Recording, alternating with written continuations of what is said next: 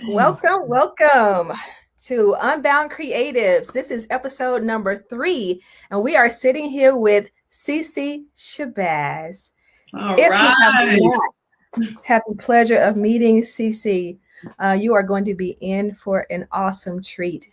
She is a super, super sweet person, one of my faves, and we're apparently so zoned into each other that we are wearing the same color today unintentionally. So, great minds think alike. so a little bit about CeCe. She is a creative director. She has over 18 years of experience in her field. And for those who don't know, a creative director, they are the geniuses behind ad campaigns. Earlier in her career, she did do some design in regards to logo, graphics, any of your branding. Mm-hmm. And if you are a business owner, speaker, trainer, coach, you really need branding. If you have events, you need really, really good branding, because those are the images that tell the story of who you are to the audience that you're trying to reach. And she is one of the geniuses behind that type of work. So if you have any questions for her while you have access, please drop them in the comments and I will share them with her throughout our conversation. Thank you and welcome. Thank you so much, LaShondra. That made me feel so good. And I was thinking about 18 years. That is a long time in the game, in the creative game. But yeah, 18 fantastic years. So thank you for having me. Oh, absolutely. I mean, I had to. You are my sister in this region, in this industry.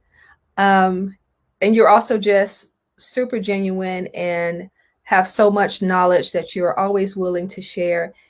And there are so many people who are trying to figure out this space, and they're not having the best time at figuring it out.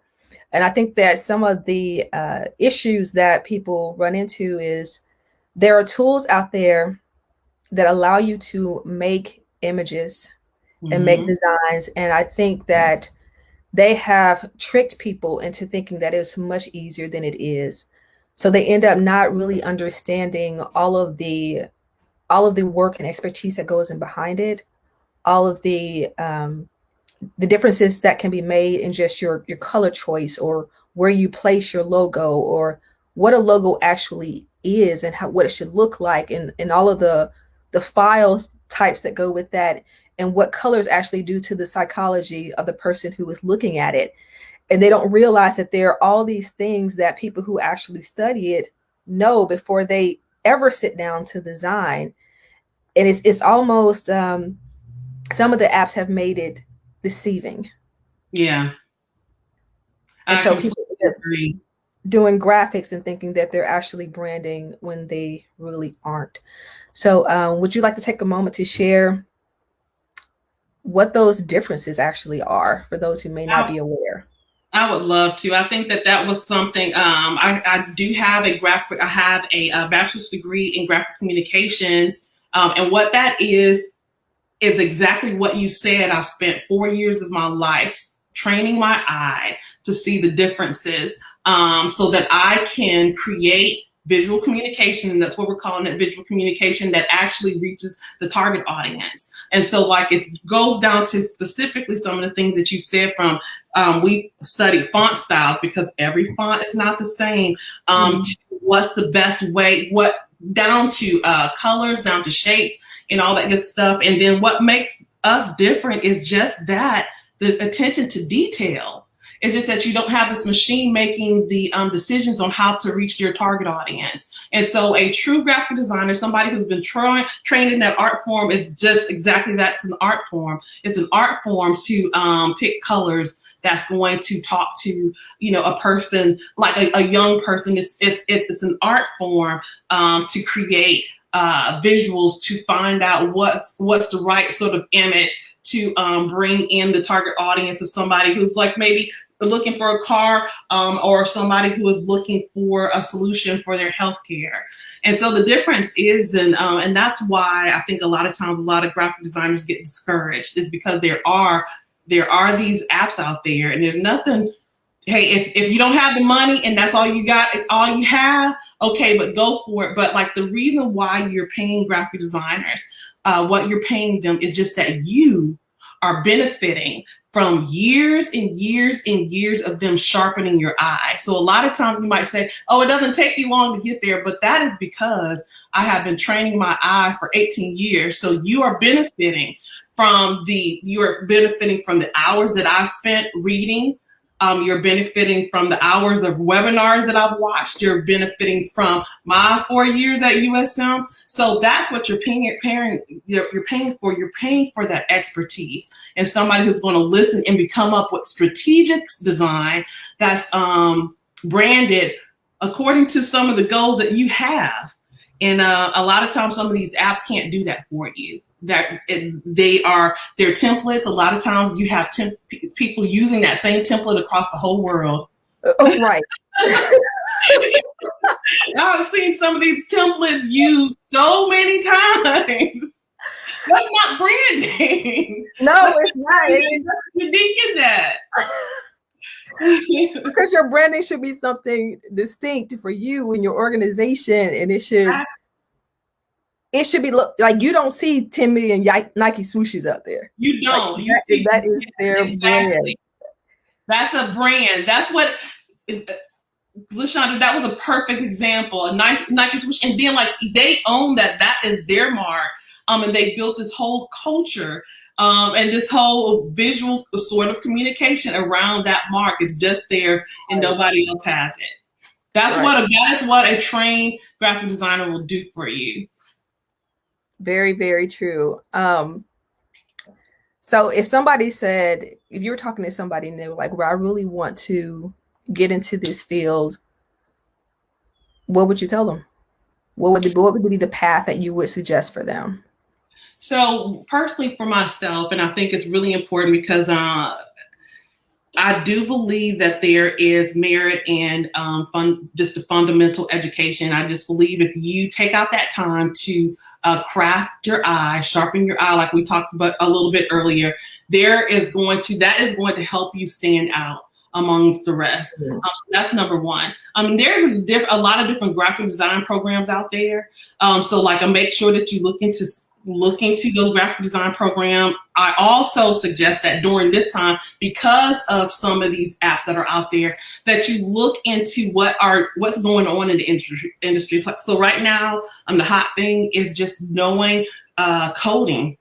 Like literally, if you know code right now, oh my goodness, there is a demand on who you are like never before. If you know anything about digital marketing, so if you're a graphic designer, my best thing for you for right now in this season, especially because of COVID, is to make sure that you pair up your talent with a marketing trade. And I think that was the first thing that my first creative director told me, is that you are not just, don't think with both sides of your brain. So you are a marketer, a business person, not just a creative. We're not making pretty things. If somebody tells me to make something pretty, I was like, well, you're talking to the wrong person, because I don't make things pretty. I'm a strategic designer. I am thinking about every aspect of what I'm doing. And so that's something that I would tell them, is just to make sure that they create other avenues for themselves, not just design. So the reason why I was laughing is we're both in this group. I'm not sure how much time you play around in it, but the African American Graphic Designers group. I do. And one of the things that I see all the time that it drives me crazy, but it makes me laugh, is make it pop. Yes. So as soon as you said making it pretty, I was like, yeah, make it pop. Make it pop. What does that even mean? Make it pop. Make it pop. I want myself to pop. Like, no, that's not a thing. Like that's not real life. We don't. But that is definitely the perception is It should be pretty because Yes, people don't really understand the functionality of it. They don't understand all the nuances of why you place what you place there. exactly. And it is, there's like, when we look at a trained graphic designer, a trained visual communicator, excuse me, we are looking at pages, we're seeing grids on the pages. We know where sweet spots are on that specific page. We go down to even with website design, we know how to use tools that, like your analytics, in order to figure out like where to place buttons on the page. So, so that is the kind of strategic thinking that you want when you're creating a brand. You want somebody who are looking at the details and they're building from the details that you have in order to figure out a plan that's going to work for you. I think that like lately, one of the things that I have just been telling people is just like it's strategy. You hear it all the time, that word strategy, but like it really is, and that's what makes the difference. It's just like you want your creative partner to be strategic in all that they do. Right. So, what is a project that you are the most proud of? A project that I am most proud of. Now, this is, so let me think about let me think about what a project that I'm most proud of. I think it was just like a young creative director. There was this, because like every now and then you're going to have these industries that you completely want to step away from. And there was this one industry that specifically I was like, I'm not going to excel in this industry. I don't know what this industry is. But this one project that I was able to kind of bring together this team of graphic designers, copywriters, photographers, videographers to make this kind of full out campaign for shrimp. For shrimp? For shrimp, yeah. And it literally, the overall direction for that specific campaign was pivotal for me, just because it was just like some gut feelings on where I felt like this campaign should go. And then that has been foundational for some of the things that I'm using for clients right now. That campaign, literally, people have copied that campaign over and over again. And I can't take full credit because I was able to get some amazing graphic designers to help with that project, photographers, but like I'm very, very proud of that project and what it did specifically for my career. Okay. And I'm not knocking shrimp. I love shrimp. Yeah, like you wouldn't even believe it. But yeah, that was a pretty cool project. The only other one that was pivotal in my career was there was a magazine project. Like again, to challenging yourselves in places that you're uncomfortable work. Those are the projects that I'm most proud of, because they're projects that again, it didn't feel good. It wasn't things that I was comfortable with. But in the end, because I was challenging myself in those creative spaces, it helped me branch out and think outside of the box. Because like you can't think outside of a box unless you have some parameters. So like I guess like with some of these projects, these tough projects, because they were tough, they helped grow me. I hope that makes sense. I mean, it does. You don't grow when things are easy for you. Yeah, they don't. You don't have to reach or stretch anywhere. Exactly.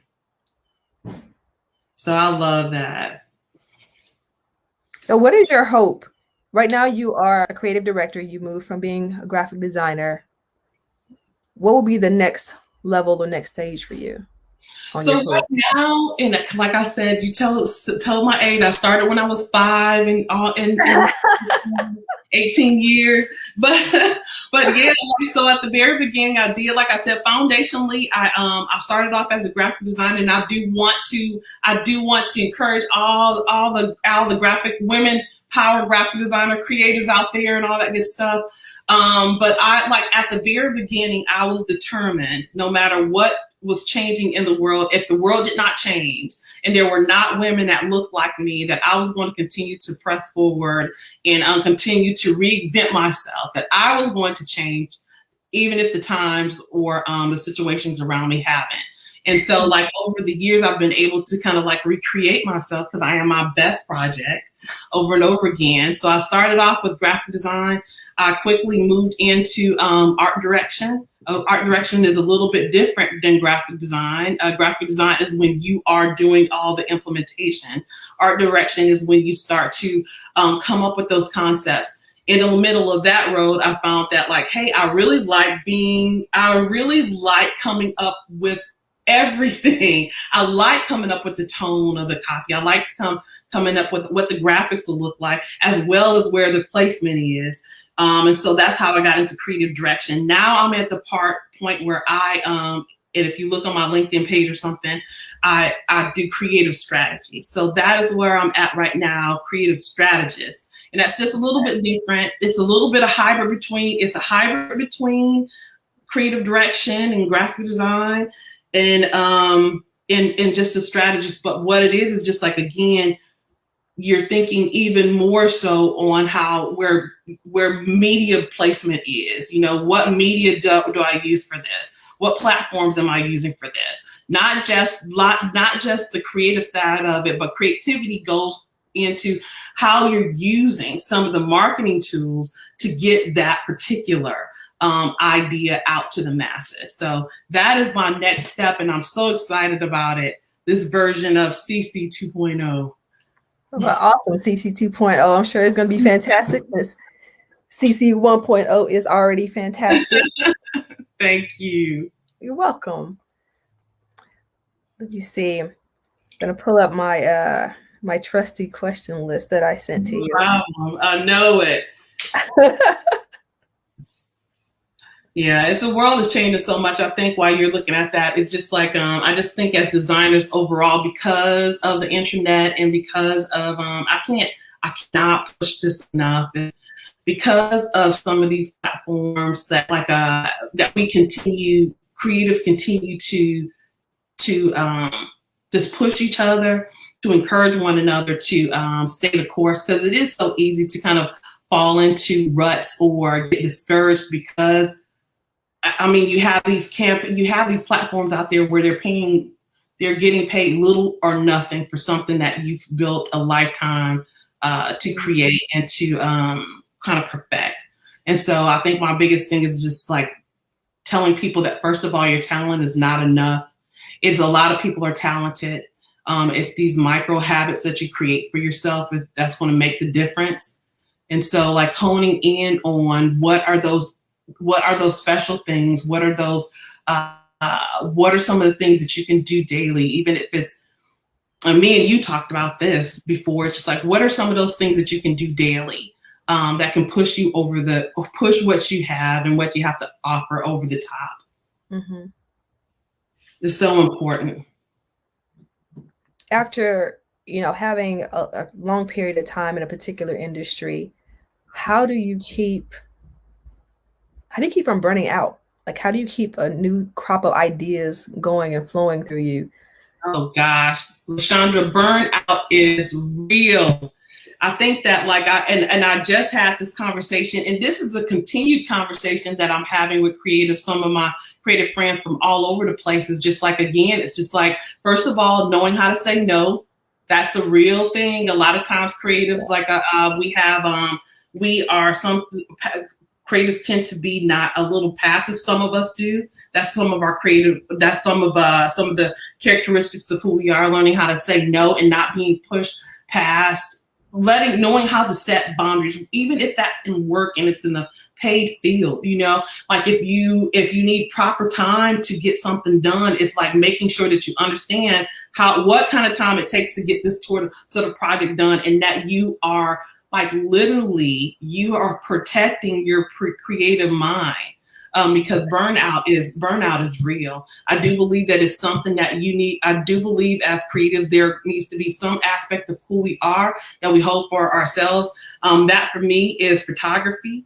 I have 4 cameras and everything, but you will never see me post any of my photography anywhere because that is just for me.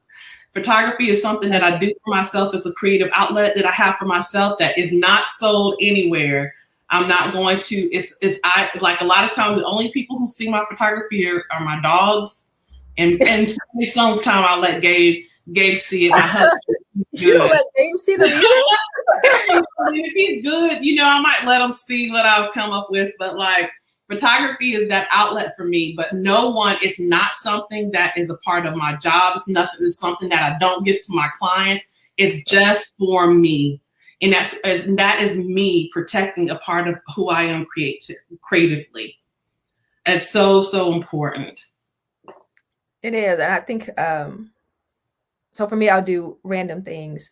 This past year has been great for me. And I don't mean to make light of what other people are experiencing, but the time to stop, the time to think, re-engaging other creative avenues that I used to love that weren't a part of my work day, so they kind of got kicked off. Yeah. Like film, like the arts. It's been a while since I've just pulled out a canvas. Similar to you, like I will do it and it's not the most beautiful thing. I do so much better on a machine. Yeah. But in undergrad, I had a professor who was bound and determined to make us create by hand.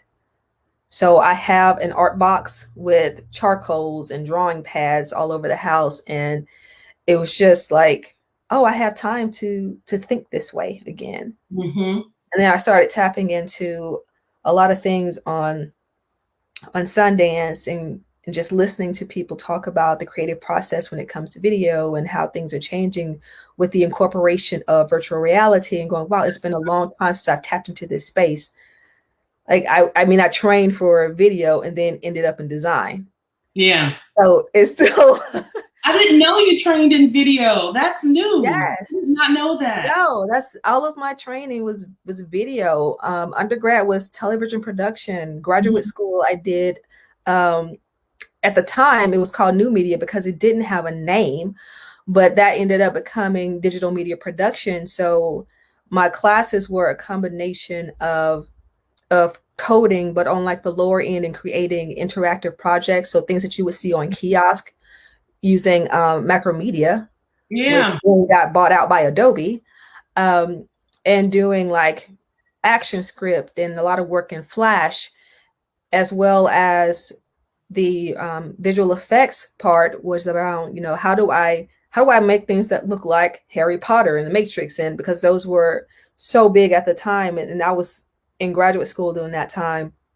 But my training was all around visual work, and I had never touched anything that was still until a film professor, Christina, actually came to me. I was her, I can't remember, I think I was our grad assistant. I was doing 2 assistantships at the same time, so I can't remember the name of my title, but she asked me to design a postcard for one of her films.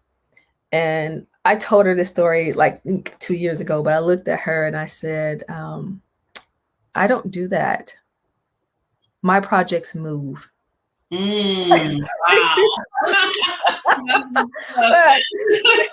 Yeah, I love your 20s, right? So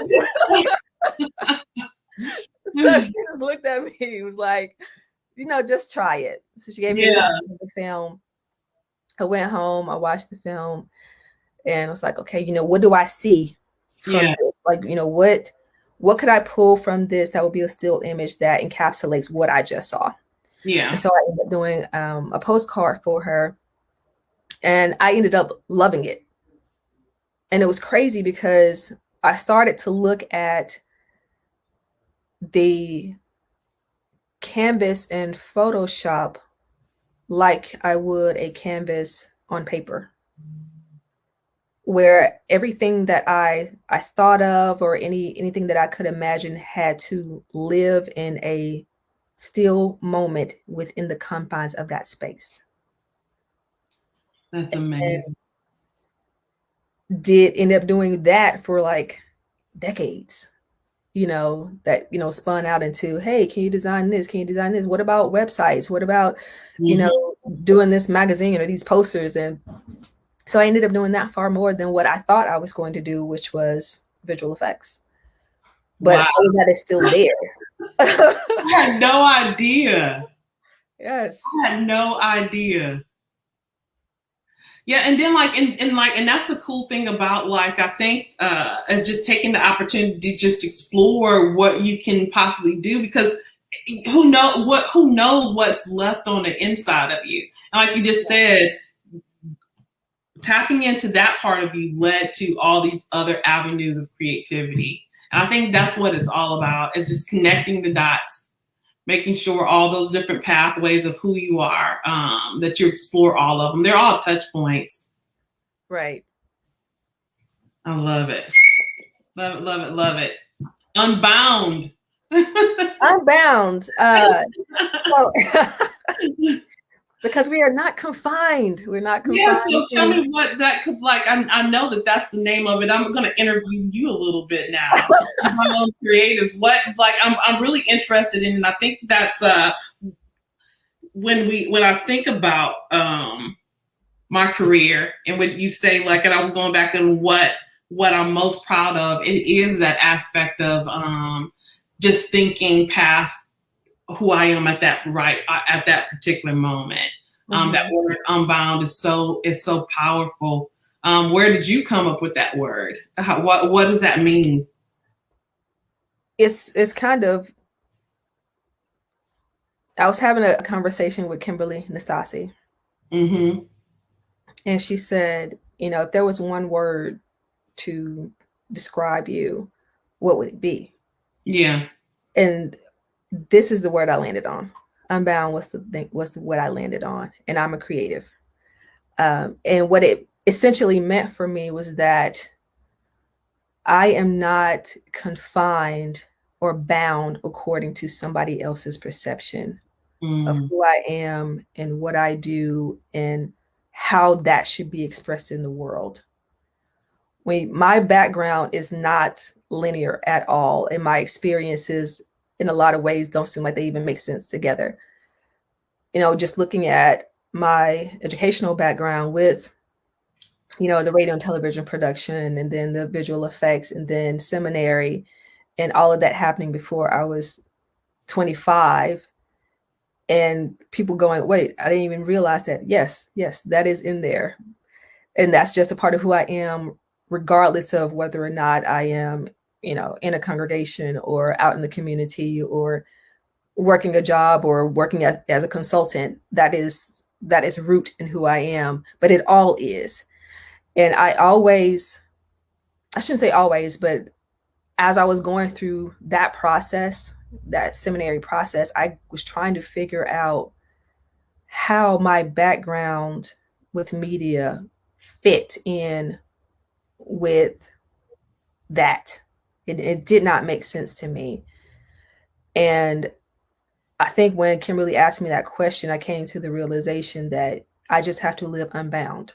Like, I not necessarily in a particular silo where if I'm in this room, I bring this piece. If I'm in this room, I show up like this, because that is what the expectation is of me at that moment from the Yeah. person looking at me. Like, it all comes together and it is not bound by your perceptions. And I don't leave any of it at the door. And the plural version of the creatives is that I also wanted to allow other people to join into that space with me.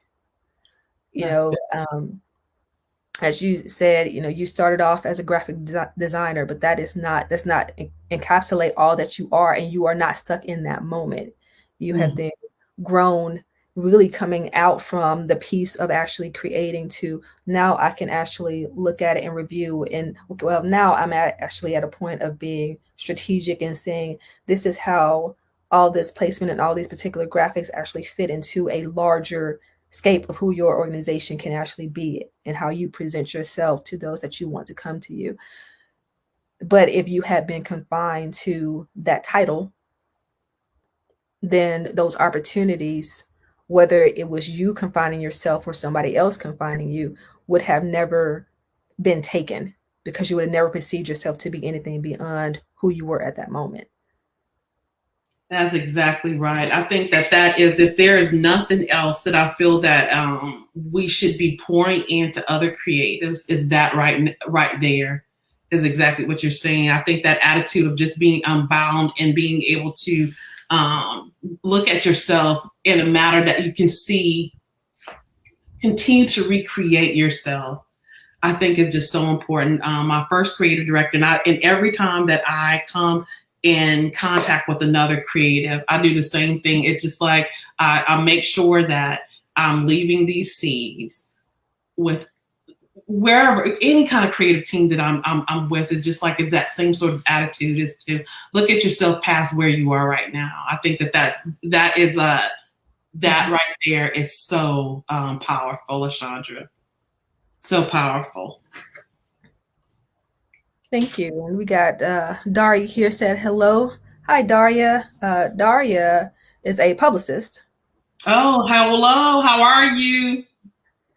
And she is actually working with, I think, a couple of filmmakers right now to promote their work for an upcoming festival. But yeah, it's been an amazing journey. I definitely appreciate you coming on. And No, my goal is to continue to open up space for people to share who they are. You know, people who are in the creative fields put out so much information, and you share what makes other people look good, and usually people don't even know the person behind it, or the why behind it. I remember, God, it's been such a long time. I designed this flyer for this organization that was focused on racial reconciliation, and it was like a bridge between two different perspectives, and I made the bridge into these words that were essentially a verse, and I was actually explaining it to this group, and the person that I did it for was sitting there, and she was like, I had no idea that you put all that and a thought lot of times they don't. And that's yeah, a lot of times people don't think about and I think that too, if we have as creative use our voices to just again, platforms like this to just say hey, this is everything that I'm putting into this. It's I'm not just throwing colors and pictures and shapes on the page for you. I'm literally again, there's strategy behind it. There's a process that's happening. There's thought-provoking design happening. I think that it'll just it'll make a difference for creatives all over the place. I agree, and I don't think that people believe that there's much thought that's taking place. I think exactly. I don't think they do. It's that's you just throw this together. I was no, I can't just put together, because that's not the kind of designer I am. And that's because it looks, like you said earlier, I don't just make things that are pretty. Because it looks pretty, they believe that it's easy. Yeah, exactly. Exactly. And that is not the case at all. So is there anything that you want to share with our audience, ma'am? I just want to thank you for this opportunity, for just letting me share my truth, who I am right now, and that to share with the Unbound audience that I too, I'm CeCe Shabazz, and I am a Unbound creative. Thank you. I just want to thank everybody for tuning in and for the opportunity, Lashandra. I completely am looking forward to seeing everything that you're going to be doing and how this platform is going to grow. And to all the creatives out there, especially I'm speaking to women creatives, because I think I told Lashandra this earlier. This is just a passion for me. It's why I pushed so hard in this field. For all the women creatives out there, We make up such a small percentage of who are leading in the field of advertising.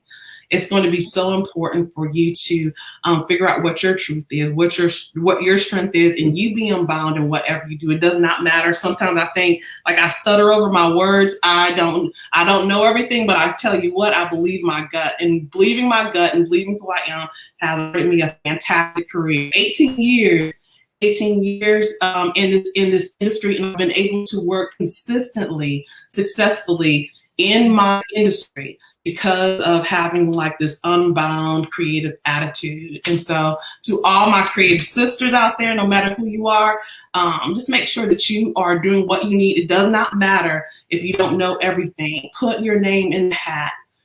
Find a way to get to the table. Figure out some way to kick in the door.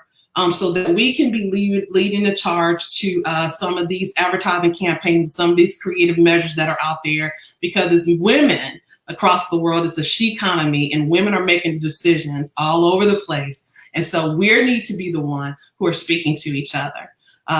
So yeah, that is my rant. I am all for some girl power. Yes, I'm all for women creators, and we just have to continue to push forward and be the best, be seen, not just pushing out the work.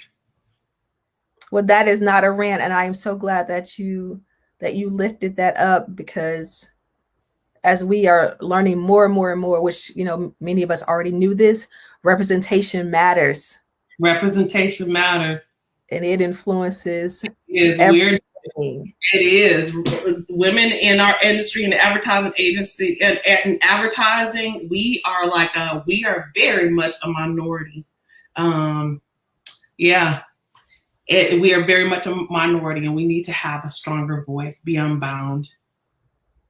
Absolutely. Be unbound. Thank you so much, CeCe. I appreciate you. Thank you. You are massively, massively talented. I'm glad that you opted to share your wisdom with us. If you want to connect with CeCe, please do on LinkedIn. She is available for consulting, and she is absolutely brilliant. So feel free to reach out to her. Her name is CeCe Shabazz. Don't leave all that brilliance on the table. And she's also a super, super giving person. So please connect with CeCe. For those of you who are enjoying this content, please jump on next weekend. Next Saturday, we are actually going to be talking to Lexi Williams. And Lexi owns a boutique called Aloha Glamour. She is also leading a group of, what is she up to now? How many thousands is it? I know it's over 5,000 people, but I might be going under her number. But she has this large group of entrepreneurs that she has been growing for years. And she did some brilliant stuff during COVID that I really want you to hear about. Lexi had a boutique, and instead of folding, she pivoted, started selling masks.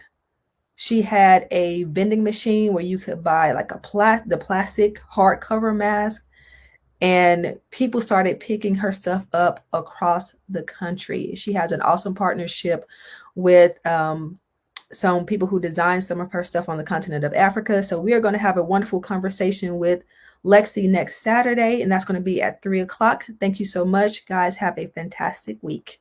Bye. Thank you. Bye.